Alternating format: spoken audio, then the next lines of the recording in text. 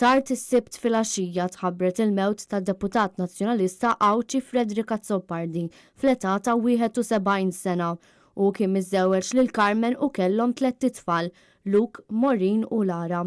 L-aħbar waslet għar-reazzjoni minn ħafna fosthom mill-kap tal-Partit Nazzjonalista Bernard Grech li fuq Facebook qal li Frederick kien eżempju ta' kif tista' tkun ta' servizz għal ħaddieħor. Politiku li dejjem ġab il-ġid tal-komunità Għawdxija fiċ-ċentru tal-ħidma tiegħu.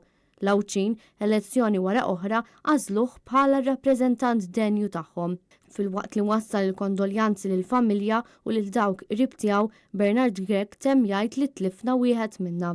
Minkejja li qabel l-elezzjoni ġenerali tal-2017 kien ħaseb li ma jikkontestax għal dik l-elezzjoni minħabba raġunijiet ta' saħħa li mħabba lejn il-Partit Nazzjonalista ma ħallitux jagħmel dan il-pass. Li bl-ebda mod din id-deċiżjoni ma kienet se tfisser li mhux se nibqa' li nimmilita fih dan il-partit li tant nos. Fl-istess waqt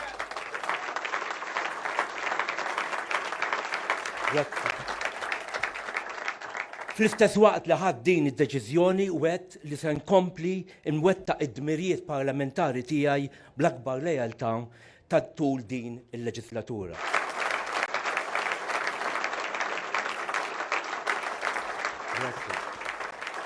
Iva ħbieb ħadd din id-deċiżjoni li nerġa' nikkontesta. Il-Partit Nazzjonalista wkoll sellem il-memorja ta' Frederick Azzopardi li matul ħajtu serva f'bosta karigi fosthom fil-Kunsill Lokali ta' Rabat Għawdex u bħala deputat parlamentari f'numru ta' leġislaturi u dan l-aħħar anke bħala deputat whip tal-grupp parlamentari.